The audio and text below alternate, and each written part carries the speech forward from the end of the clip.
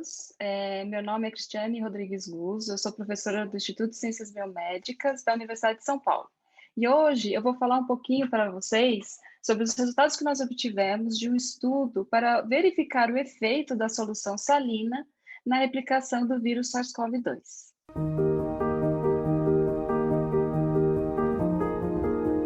Então, como que surgiu essa ideia de a gente estudar o efeito da solução salina, que é uma coisa muito simples, que é sal, na replicação do vírus SARS-CoV-2? Então, essa ideia surgiu já no comecinho da pandemia, em janeiro de 2020, quando a gente analisou a estrutura do vírus em contato com a célula humana, olhando especificamente a estrutura da proteína que todo mundo, nós infelizmente já conhecemos, que é a proteína spike, com o receptor humano, que é uma proteína chamada AC2.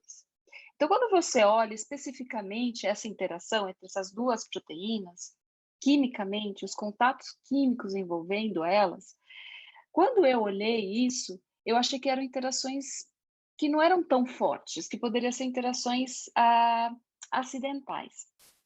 E quando a gente tem uma experiência em trabalhar algumas décadas com proteínas, esses tipos de interações poderiam ser rompidas com o aumento de sal. Então, nós temos essa prática já em laboratório, quando a gente trabalha com proteína e nós vemos interações que a gente acha que não são muito fortes, que elas poderiam ser rompidas por um aumento que a gente chama da força iônica ou aumento da concentração de sal.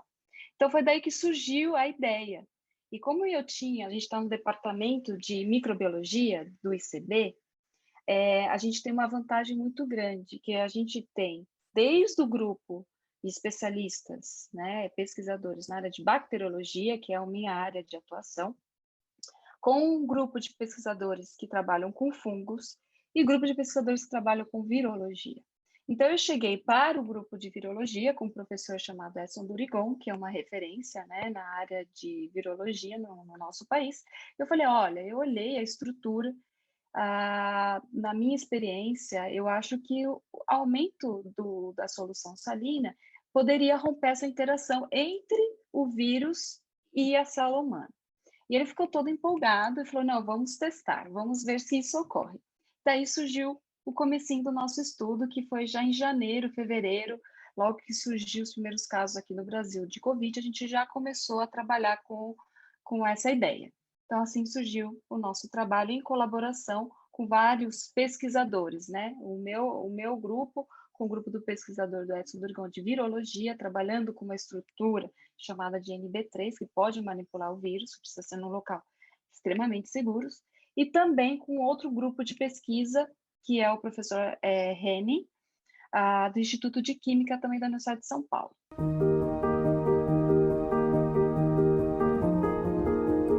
Então, o próximo passo, depois que você tem uma ideia, é você tentar provar, né, que essa ideia é real ou não, né? Então, na área de ciência, a gente lida muito com isso, com ideias, e depois como a gente prova se essa ideia ou se a hipótese, ela é real ou não. Então, nós começamos a trabalhar no laboratório do professor Edson Dorigon, em que ele fez o quê? Ele consegue ter uma placa, isso é tudo in vitro, uma plaquinha, que ele consegue fazer uma monocamada de células epiteliais, então imagina, são células individuais, não é o ser humano, né, é um ensaio in vitro, uma monocamada de células que geralmente se usa em laboratório, que no caso nós usamos chamadas células Vero, que são células de epitélio de rim de macaco, e você infecta com o vírus essa célula. Você infecta essas células com o SARS-CoV-2 e você vê a capacidade dela produzir mais partículas virais e você consegue medir. Então, esse é um ensaio clássico utilizado e, por sorte, essas células são ótimas para crescer o SARS-CoV-2. Você coloca nesse meio, o vírus consegue entrar dentro dessas células epiteliais, reproduzir, produzir um monte de vírus e depois sair. E a gente mede a quantidade de vírus que saiu.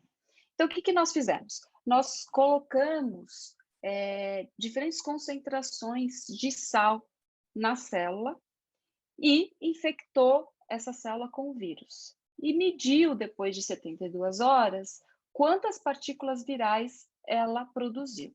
E essa é uma forma de você medir se aquela composto que você adicionou, que no nosso caso foram diferentes concentrações de sal, afetava a produção de novas partículas virais.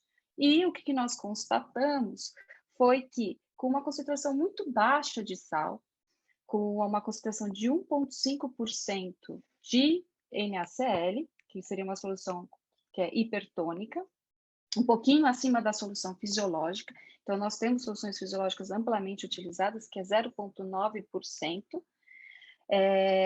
Com um pouquinho mais de sal, 1,5%, ocorreu a inibição completa da replicação do vírus.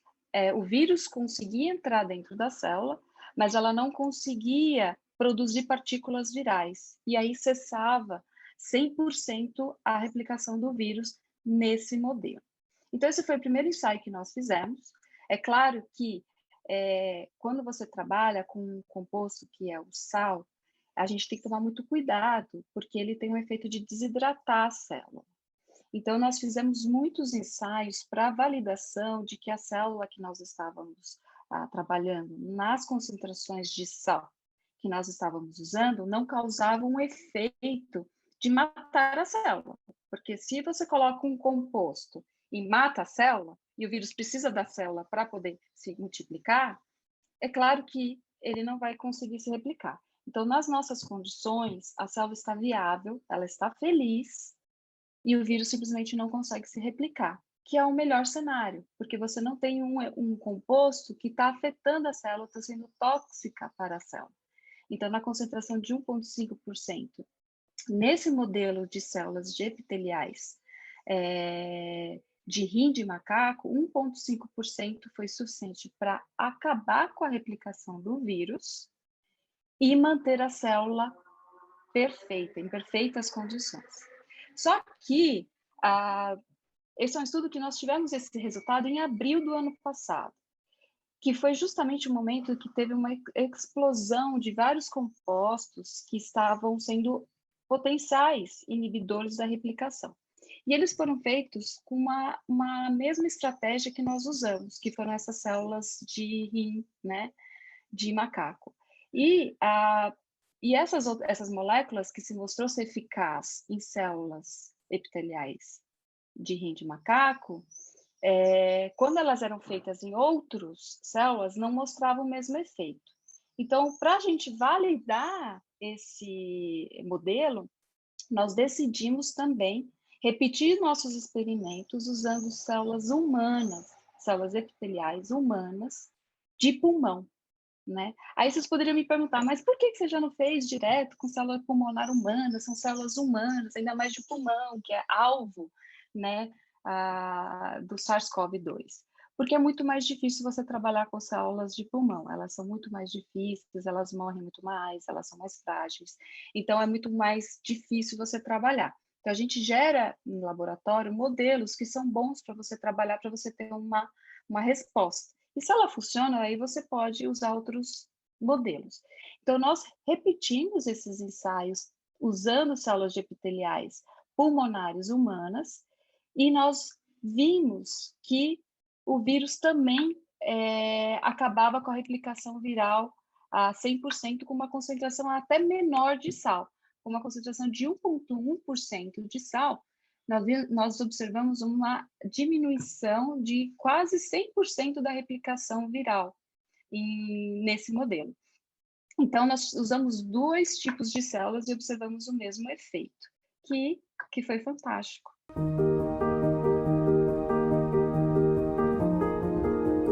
Então, o próximo passo foi a gente verificar como que o sal conseguia, então, afetar o ciclo de vida do vírus na célula.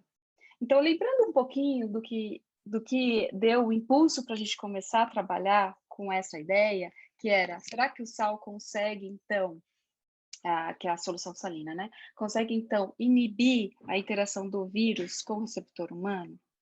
Nós fizemos um outro estudo, em conjunto com professores do Instituto de Química, que são os professores Shaker Chuck Farah, Roberto Salinas, o professor Rene, o professor Sandro Marana, todos pesquisadores do Instituto de Química, e eu do Instituto de Ciências Biomédicas, nós desenvolvemos um estudo por bioinformática e experimental, e a gente mostrou que a nossa ideia inicial não era real. Na verdade, o vírus, ele consegue ter efeitos compensatórios em diferentes concentrações de sal, mantendo a sua interação. Então, é um vírus muito astuto, né? Porque não é esperado. Então, imagina você estar falando de um grupo de vários pesquisadores com uma carreira ampla e a gente ser pego de surpresa com esse efeito que o SARS-CoV teve, de conseguir burlar essa concentração de sal e se manter ali ligado.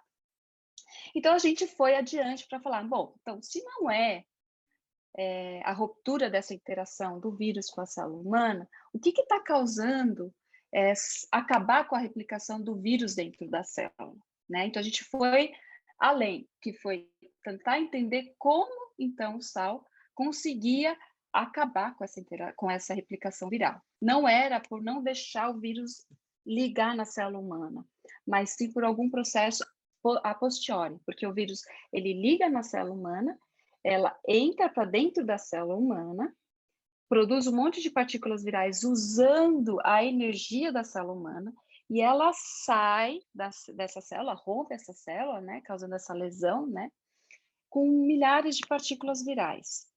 Com uma estrutura, que ela é uma partícula que tem uma membraninha, né, é envelopado, que a gente chama membraninha, e essa membrana é igualzinha à membrana humana, né? Então, ele produz essas partículas virais usando a energia da célula humana.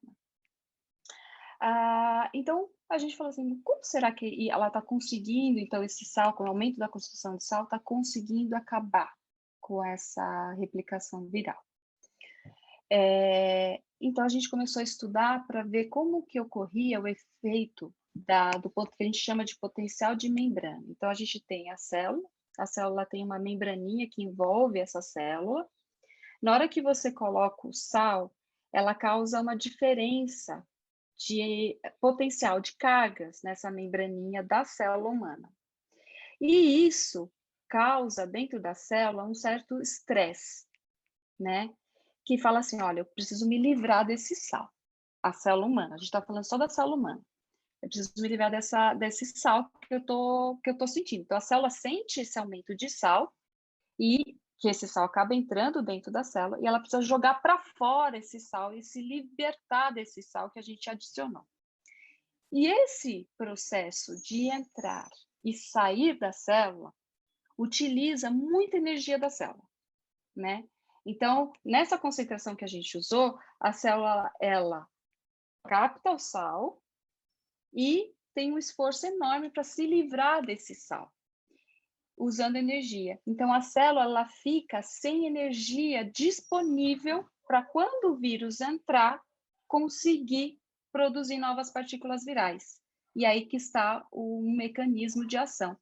Então, foi muito bacana, porque é a primeira vez que se mostra um mecanismo no qual o sal tem esse efeito, e o sal, a solução hipertônica para tratamento de problemas respiratórios, para outros vírus, já era usado, não nas condições que nós estamos estudando, mas já era usado. Mas como que isso ocorria, não era conhecido. Então, como a gente mostra que o sal ela tem um efeito na célula humana, e nas concentrações que nós estamos usando, a célula está feliz, não tem toxicidade, mas ela está cansada, porque ela teve que usar todas as suas energias para jogar fora esse sal. Qualquer vírus que inclui o SARS-CoV-2, no momento que ele entra e precisa da energia da célula para produzir mais vírus, ele não encontra essa energia e não consegue produzir novas partículas virais. E aí cessa o processo de replicação do vírus. Então, esse é o mecanismo que nós conseguimos mostrar. Se existem outros, a gente ainda não sabe, tem que ser estudado além, né? Porque nós fizemos isso num modelo in vitro, e o ser humano é muito mais complexo. Então, já foi mostrado, por exemplo, que a solução salina, ela fortalece o sistema imune, né, quando você tem uma infecção viral, então esse é um outro mecanismo, e que talvez no ser humano, tudo isso ocorrendo em conjunto vai ter um efeito muito positivo para que não tenha um avanço da doença, né?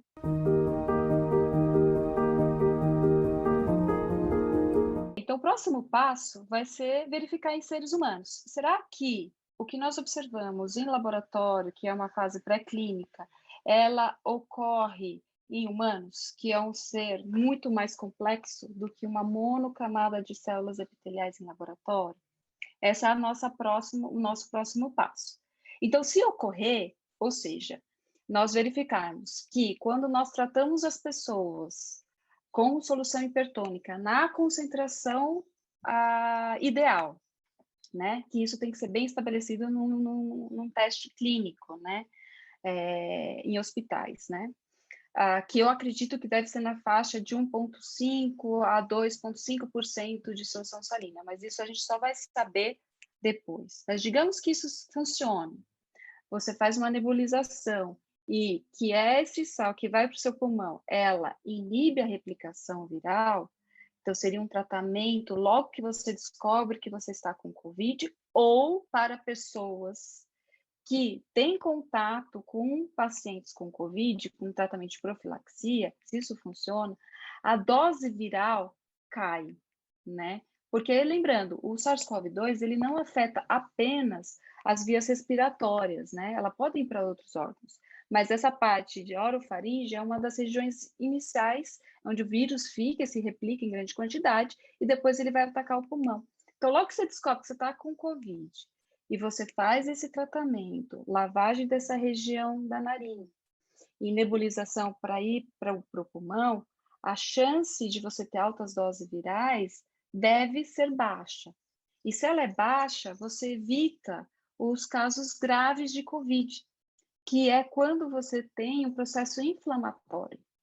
Então, em geral, os casos graves de COVID que levam a uma internação, hospitalização e óbito, eles estão associados a uma segunda fase, que é quando o vírus causa um processo de inflamação no corpo inteiro, levando formação de microtrombos e um problema respiratório agudo, que pode levar a óbito. Então, se você no começo da infecção você consegue diminuir a dose viral, a chance de você ir para uma fase, isso é o que nós imaginamos, estamos hipotetizando, ir para um quadro mais grave deve diminuir significantemente. Além disso, se você tem uma dose viral, você vai estar produzindo menos vírus. Então, você deve diminuir a transmissibilidade também do coronavírus. Então, ela atuaria em 3 frentes. Esse protocolo, né, que a gente estamos e queremos provar agora na fase clínica, com pacientes com COVID.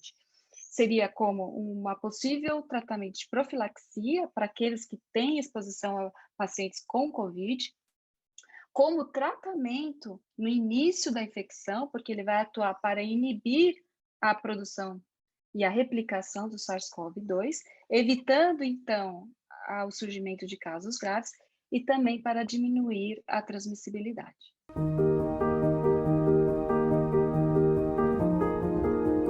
E agora, como que nós vamos prosseguir com as fases clínicas? Essa é algo muito complicado, que nós estamos enfrentando grandes dificuldades. Então, no comecinho da pandemia, lá em abril, que nós já tínhamos os dados preliminares que eram positivos, nós entramos em contato com vários hospitais aqui do estado de São Paulo, e a gente não conseguiu firmar uma parceria para provar isso com testes clínicos. Mas nós adoraríamos fazer isso o mais rápido possível, mas já nossa experiência é que esse é um processo difícil, porque nós dependemos de colaboração com hospitais para uma fase 2, com um grupo pequeno de pacientes, validando, então, um protocolo inicial que a gente tem, que conseguimos ver uma eficácia. E depois evoluir para uma fase 3, que é multicêntrico, que você faz em vários hospitais, com mais pacientes, que você prova, então, realmente que é um protocolo que tem eficácia. Então, no começo nós não conseguimos, nós não temos uma parceria com grandes hospitais ainda para conseguir validar, apesar de quase um ano tentando, mas nós tivemos uma empresa europeia que ficaram muito interessados com os nossos resultados e que a gente já está andando para validação desses nossos resultados para uma fase clínica, mas não está indo tão rápido quanto eu gostaria, né? Então é difícil prever para vocês quando nós vamos ter esse resultado, mas eu gostaria de já ter tido esse resultado e a gente já saber, né, se funciona ou não.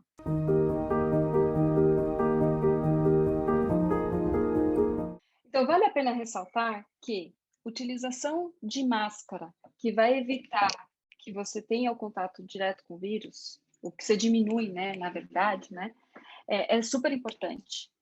A utilização de álcool em gel e higiene é essencial. Então, ao tratamento que nós estamos propondo, construção salina, ela não descarta a utilização de máscaras nem de higiene, como a lavar as mãos ou a utilização de álcool em gel, mas sim como possível tratamento para a diminuição da dose viral e diminuir a chance de evoluir para um caso grave. Então, não substitui, por exemplo, a vacina. Então, é muito importante a vacinação também, né? Porque ela é a única coisa que nós temos de mais eficaz para a diminuição dos casos graves. Então, lembrando que o nosso tratamento, que nós estamos estudando e chegando já numa fase mais avançada, ela iria contribuir, seria algo a mais para combater a pandemia. E uma das coisas que vale a pena muito salientar é que é algo muito barato, é uma solução apenas com sal, uma concentração certa, que seria acessível a todos, independente da sua classe social.